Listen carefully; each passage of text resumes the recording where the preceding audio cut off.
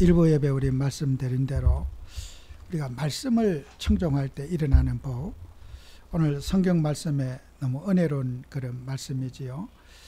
내 말에 22절에 내가 그 목소리를 잘 청종하고 내 말대로 하면은 내가 내 원수에게 원수가 되고 내 대적에게 대적이 될지라. 그죠?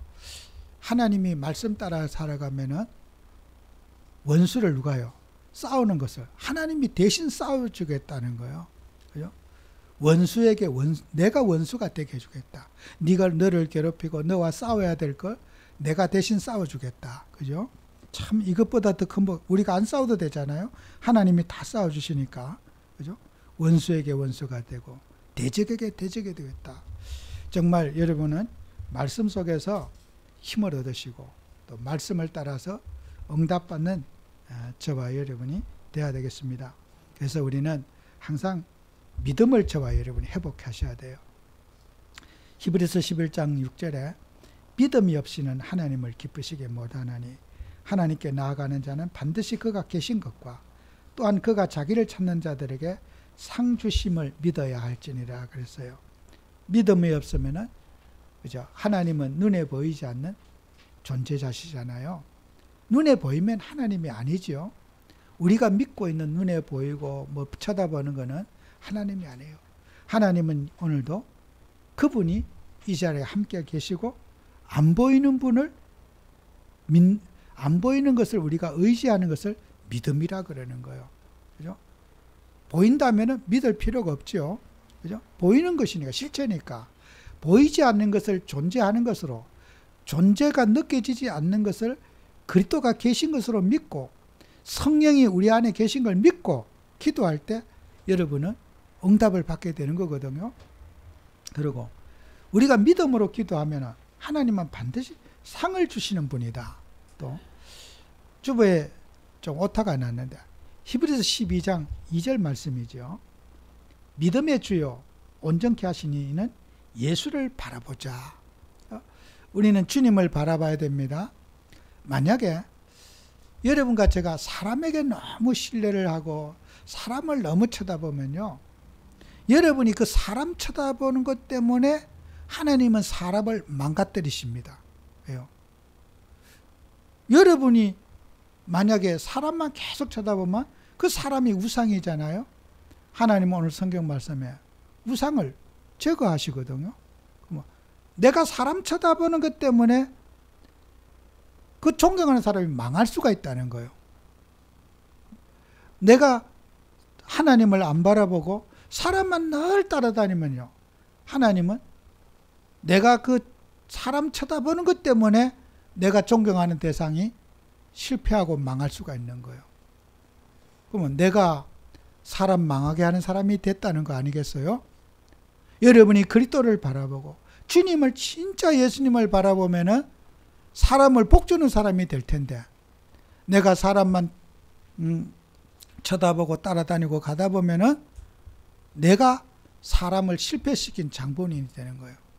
주님은 그 어떤 것도 우상을 하나님은 놔두기를 원치 않으시고 세상에 강한 자 하나님은 꺾어놔서 그리스도를 드러내기를 바라시는 거예요.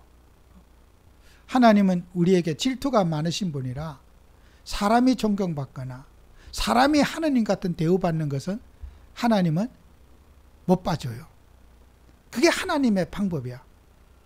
사람이 하나님 같은 대우를 받잖아요. 그래서 우리 목사님들도 저는 어릴 때부터 큰 교회 목사님들이 제일 두려워하는 게 뭐냐. 성도님들이 자기를 너무 존경하는 거, 그걸 제일 두려워해요. 왜요? 그 성경님들이 목사를 너무 신뢰하고 존경할 때 어떻게 해요?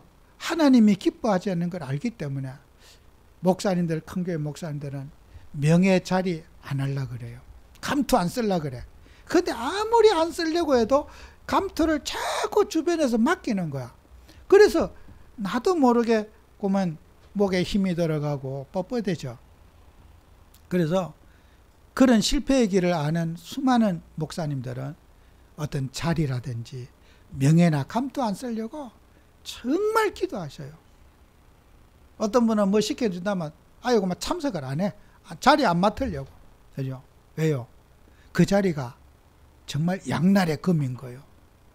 예수님을 진실로 바라보면 정말 복있는데 그마 자리에 도취돼서 내가 하나님의 자리에 가잖아요. 나도 망하고 남도 망하게 하니까 감투와 명예가 이게 양날의 검인 거예요. 얼마나 그게 무서운 자리인지를 몰라요. 여러분 차라리 조금 우리가 무시받고 존재감 없이 사는 게 행복인 줄 아시기 바라요. 그래서 우리는 어떻게든지 내가 뭘 쓰고 인정받고 그러잖아요. 우리가 예수를 믿음의 주요 예수를 깊이 바라보자. 모두가 복받게 하는 거예요. 내가 죽은 자리에 내가 멸시받는 자리에 우리 주님의 이름이 드러나도록 우리는 존경받는 자리에 내가 사용할 수 있어야 된다. 그게 복음인 거예요. 복음은 내가 죽는 거예요. 우리는 복음은 희생이고 봉사입니다. 십자가입니다. 죽는 거예요. 죽어야 우리가 살고 후대가 살아나는 거예요. 존경하는 것만큼 실망감도 큰 거예요. 존경 안 한 사람에게는 실망감도 없어요. 옆집에 아저씨가 담배 피운다고 여러분 시험 듭니까? 그런 법은 없어요. 목사님이 담배 존경했기 때문에 목사님은 그렇지 않을 거라고 생각했기 때문에 어떻게 목사님이 그렇게 24시간 기도한다는 분이 그렇게 담배 피우고 다니느냐. 그래서 존경한 것만큼 마음이 상한 거예요. 그죠? 옆집에 아줌마가 담배 피운다고 시험 됩니까? 피울 수도 있지. 여러분, 존경은요, 여러분, 존경하기보다 사랑하고, 수고하고, 희생하고, 내 이름 드러내놓지 않고 여러분이 잘 받드는 그런 응답 받으시기 바라요. 봉사 실컷 하고 여러분이 요거도 먹잖아요. 최고의 복인 줄 아시고요. 하나님은 그게 뭐라 그랬어요? 상 주신 이심을 믿어야 할지니라. 여러분이 복음 때문에 수고하고 수고했는데 여러분이 좀 안 좋은 소리 듣고 핍박받아서 최고의 복을 받을 줄로 믿습니다. 히브리서 11장 6절에 있잖아요. 상 주시는 이심을 믿어야 할지니라. 여러분 복음 때문에 희생하고 정말 주님 앞에 여러분이 수고한 거 하나님은 반드시 보상하시는 분이다. 그걸 여러분이 믿어야 한다는 거예요. 하나님은 절대로 사람처럼 수고를 떼먹거나 가로채거나 퉁치거나 하지 않는다. 반드시 계산되시는 하나님이다. 꼭 기억하셔요. 여러분이 선교사님들도 없고 기도한 거. 제가 30년 이상을 정말 어떻게 하면 후대에게 바른 복음을 물려줄까. 저는 목사님들이 그런 얘기했어요. 나는 오늘의 결단이 아니라 30년 전부터 이런 고민하고 늘 다녔습니다.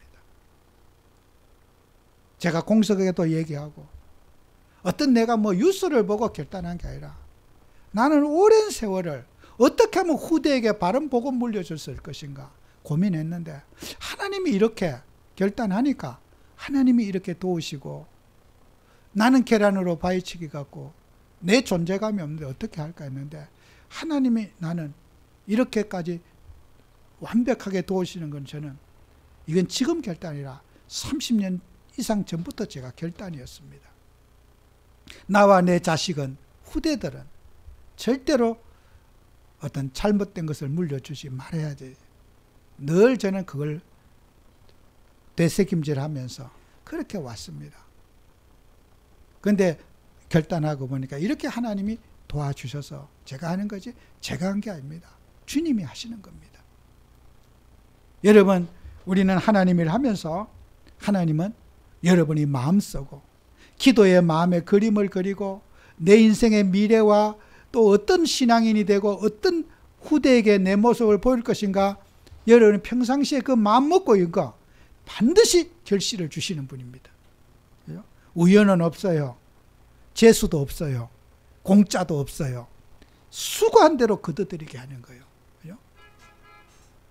정말 여러분과 저는 우리는 복권처럼 수고도 안 했는데 복권이 단 거예요. 수고하고 헌신한 거에 하나님은 열매를 걷게 한다. 그리고 우리 하나님 자녀들은 여러분의 수고는 수고 헌신이요. 우리는 보장이 딱 돼 있다는 거요. 이게 또 복이라. 우리가 하나님 일을 하면서 사람은 계산착오로 뭐 이렇게 실수로 계산을 잘못하는 법이 있잖아요. 그죠? 우리가 지금 우리 사회는 전자계산기도 있고 이렇게 누르면은 다 계산이 자동으로 탁 나오니까 굳이 우리가 계산을 머리로 많이 할 필요는 없어요. 그죠? 뭐 계산기 누르면 다 나오니까. 옛날에는요, 이 머리를 안 써서 그렇겠죠. 지금처럼 머리가 이렇게 계산력이 좋은 시대는 지금이 제일 좋은 시대예요. 계산이 잘 안 됐어. 그래서 뭐 숫자 계산을 잘 못해갖고 사기를 많이 당하고 이용을 많이 당하고 이래갖고 제가 어릴 때만 해도 그런 사람들이 어리숙해가지고 사람들에게 사기당하는 사람이 그렇게 많았어요. 숫자 계산의 개념이 잘 안 돼 있어요. 성경 말씀에 예수님이 그랬어요. 마태복음 10장 30절에 너희에게는 머리털까지도 다 세신 바 되었다. 옛날 사람들이 보면요, 지금은 머리털보다 더한 것도 셀 수 있어요. 이 머리카락 이거 하나 못 세겠어요? 전자계산기를 하면요, 지금은 숫자의 개념이 얼마나 컴퓨터를 잘 세는지 몰라. 옛날 시대는요, 머리털 이거 못 세요. 지금은 셀 수 있어, 이거. 하나님 뭐요? 인간이 계산하지 못하는 것까지 하나님은 다 계산하고 계시다. 그 말이에요, 이거는. 머리털 이거 뭐 계산하는데 뭐가 어렵겠습니까? 저는 그 말이에요. 나도 이거 머리털 핀셋으로 뽑아갖고 하나하나 시간이 걸려. 이거 왜 내가 이거 계산 못할까? 성경 보면서. 그죠? 그 말은 하나님은 우리가 계산하지 못하는 것까지도 주님은 절대로 계산에 오차가 없으시다. 오차가 없다, 계산에. 실수가 없다. 그 뜻이에요. 그죠? 이 기록의 성경 말씀은. 그러니까 여러분은 하나님께서 우리가 수고하고 하던 거는 숨겨진 복이 딱 있는 거야.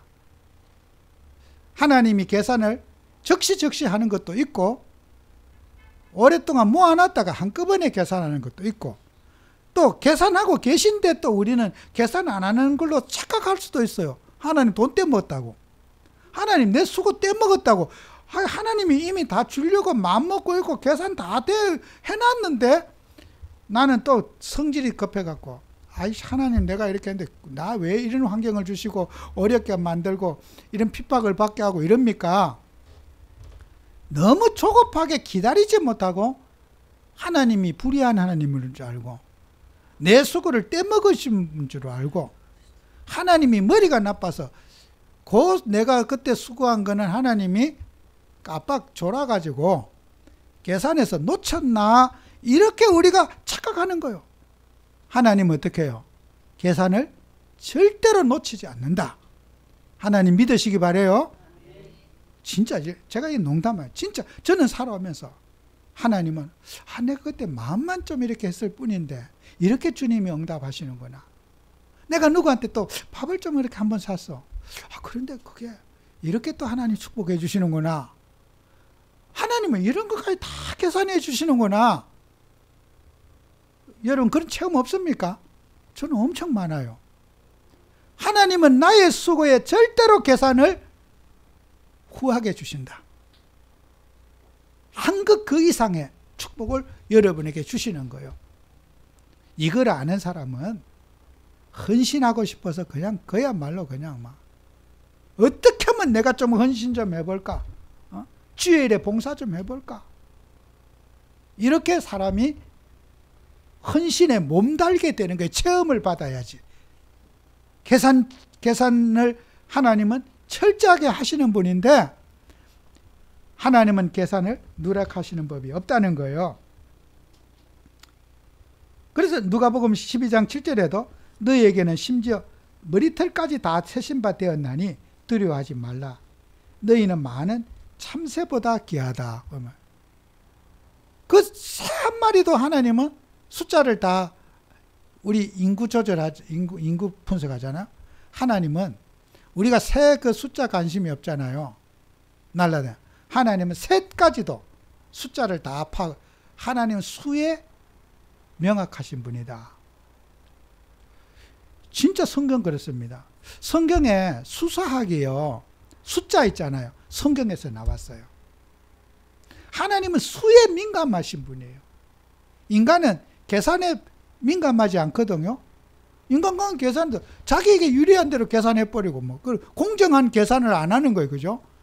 법을 만들어 법도 지멋대로 자기에게 유익한 쪽으로 해석해요. 그죠? 이번에 어제 뉴스 봤잖아요. 대통령 불러냈잖아요.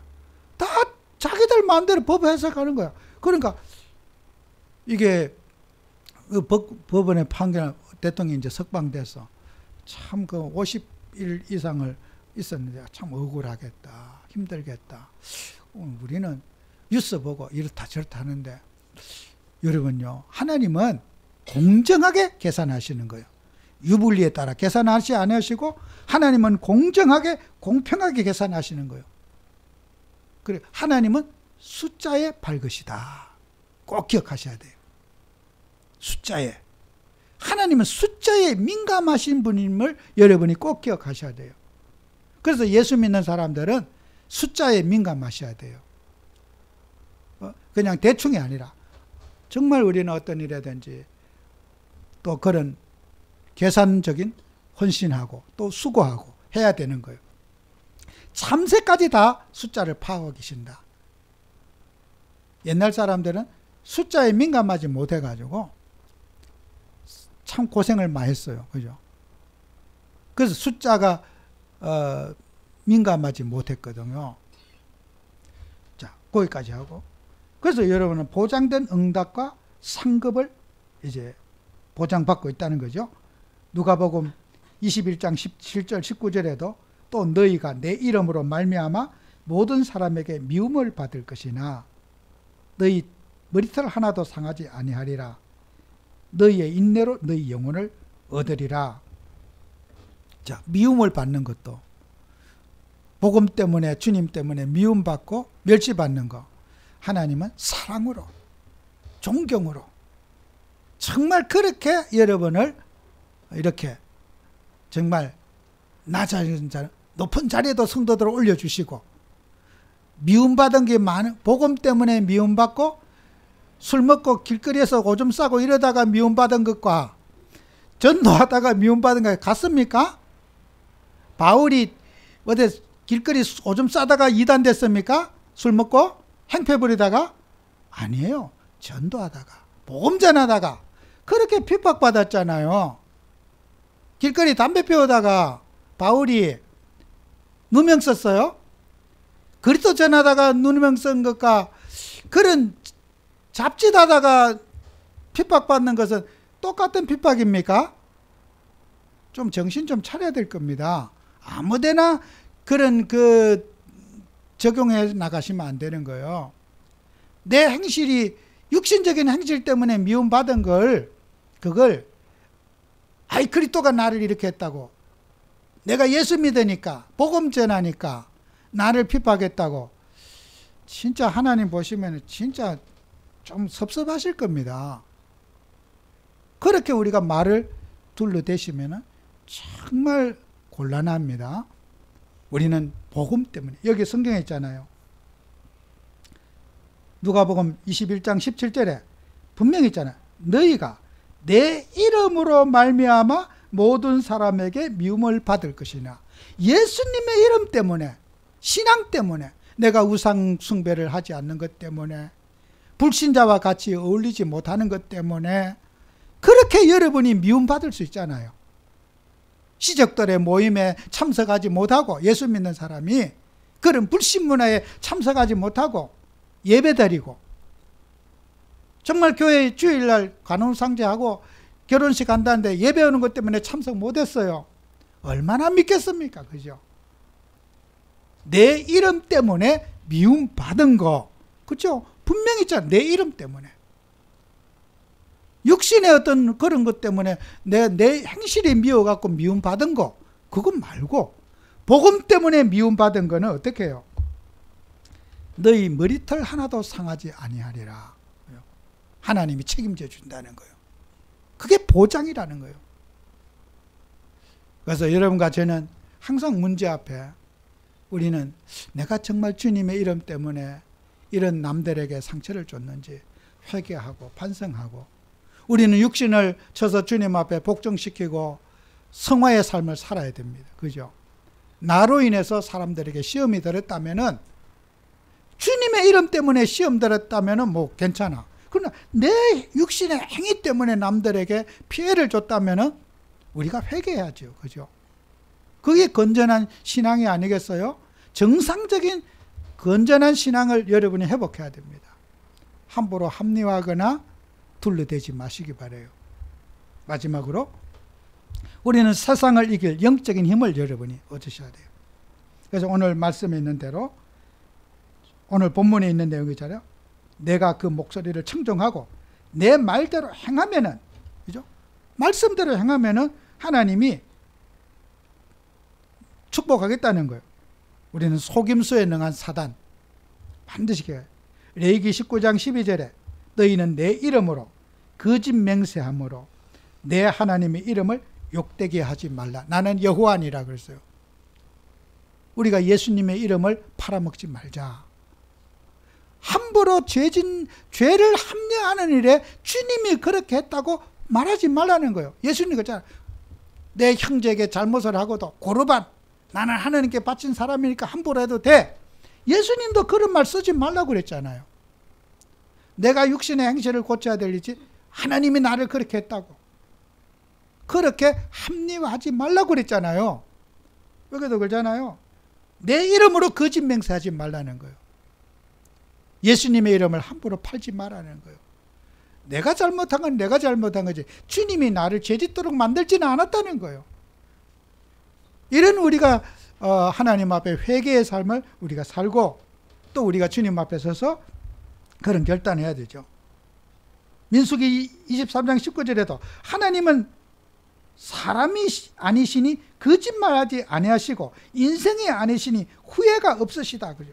하나님의 결정은 거짓말 안 한다는 거예요. 하나님은 어떻게 해요? 사람을 후회할 일을 많이 하잖아요. 하나님은 후회할 일을 안 한다는 거예요. 오류가 없으시다는 거예요. 완전하신 하나님이라는 거예요. 그 완전하신 하나님을 기스내지 말라는 거예요. 하나님의 이름을 모독하지 말라는 거예요. 인간이 우리가 늘 하나님의 뜻대로 살기 위해서 나를 세워야 할 일이지 하나님하고 같이 공범으로 몰지 말라는 거예요. 하나님은 거룩하신 분이고 존귀하신 분이지 하나님은 인간처럼 실수하거나 후회할 일을 만들거나 그런 인간에게 지적받을 그런 하나님이 아니라는 거예요. 사람에게 손가락질 받을 그리스도가 아니시라는 거예요. 이 부분을 우리는 반드시 기억해야 된다. 꼭 기억해야 돼요. 그리고 여러분은 말씀으로 분별하는 지혜를 받자. 고린도전서 2장 14절에 육에 속한 사람은 하나님의 성령의를 받지 아니하나니, 자, 영의 마음을 우리가 육신의 사람은 무시하고 육신적인 쾌락에, 육신적인 야망과 동기에 저런 살죠. 그리고 그래서 사람들은 육신의 계산을 하지 못하면 어리석게 보이죠. 그죠? 그러나 하나님은 영적으로 이런 것들을 분별되기 원한다 그랬어요. 우리 교회 다니면서 우리 성도님들이, 저는 늘 현장에 보면서 우리 모든 정말 복음 가진 성도님들 너무 소중한 또 믿음의 자산들이시고, 그런데 우리 영적 지도자들인 우리들이 정말 후대에게 바른 복음하고, 또 우리 교회는 전도 안 해도 젊은 우리 세대들이 보고 이렇게 정말 예수님이 좋으신 분이구나, 교회가 좋은 분이구나, 정말 교회는 전도 프로그램이 없어지고 예수님의 이름이 드러나야 돼요. 그죠? 여러분, 우리 젊은이들이 기피고 사는 사회를 만들고 젊은이들이 교회의 주역이 되도록 우리가 만들어야 됩니다. 우리나라도 저도 어제 농담 갔다 잠깐 그런 말을 한 말 집에서 했지만은, 예전에 제가 이제 좀 어린 젊은 청년 때는 학생들이 참 나라를 위해서 데모를 많이 했어요.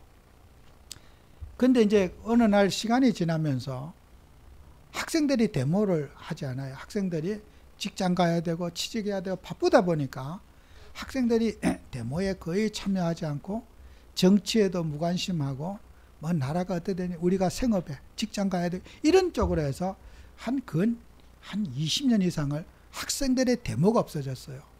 예전 시대는요, 대학에 체류탄이 오고 막 군인이 오고 난리가 났어. 그 세대들이 있으니까 나라가 바뀌는 거예요.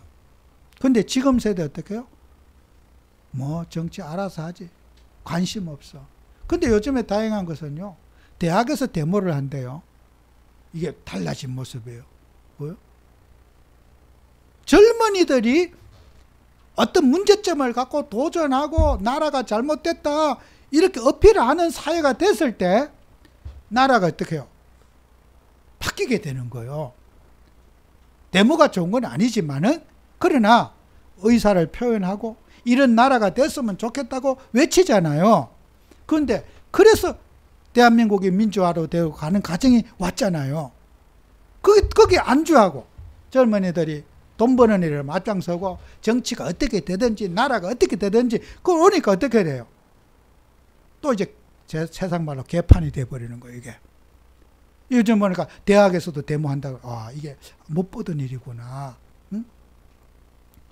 그 법관들도 있잖아요. 이 젊은이 눈치가 있을 거예요. 그 대통령도 함부로 막 구속 풀어줘라. 그죠? 왜요? 젊은이들의 목소리가 커져야 돼요. 그죠? 그래야 나라가 발전하는 거예요. 교회도 마찬가지요. 어린아이들이 소리 지를 수 있고 여기에서 큰 소리 칠 수 있어야 돼요. 그죠? 그런 교회를 만드는 우리 사회를 만들어야 된다는 거예요. 제가 데모를 하라는 뜻이 아니라 우리 의견을 말하고 적극적으로 말하고 정말 여러분이 기도하셔야 돼요. 우리 젊은이들 기죽이는 행동하지 말자. 교회 부끄럽게 여기는 행동하지 말자. 내 자식이 교회 부끄러워하는 교회 만들어서는 안 되는 거예요. 교회가 자랑스럽고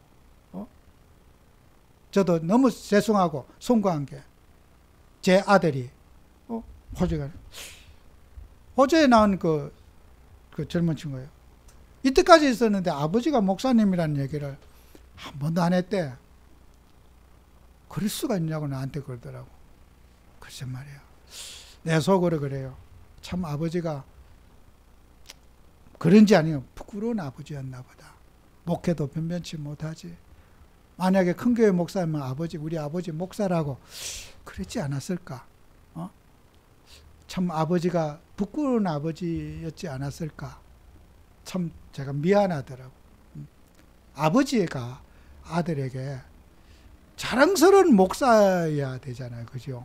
우리 아버지 목사라고. 그 말 못하는 아들도 얼마나 상처가 되겠어. 교회 막 그렇고 그러죠. 그러니까 내 아버지 아들이 된 게 부끄럽고 그렇지 않겠어요? 그런데 자기는 내가 예수를 믿으니까 이렇게 아버지가 목사 이렇게 좋은데 왜 이거 말 안 했냐는 거야. 저한테 찾아와서 하는 얘기예요. 이해를 못 하겠다고. 왜 그랬는지. 내가 아마도 내가 목사라서 여러 가지 좀 잘못해 준 부분이 있을 것 같다고. 아들의 마음속에 자랑스럽지 못한 부분이 그럴 수도 있을 것 같다고. 여러분, 저도 설교는 이렇게 하지만 내가 본이 되지 못한 건 많이 있어요.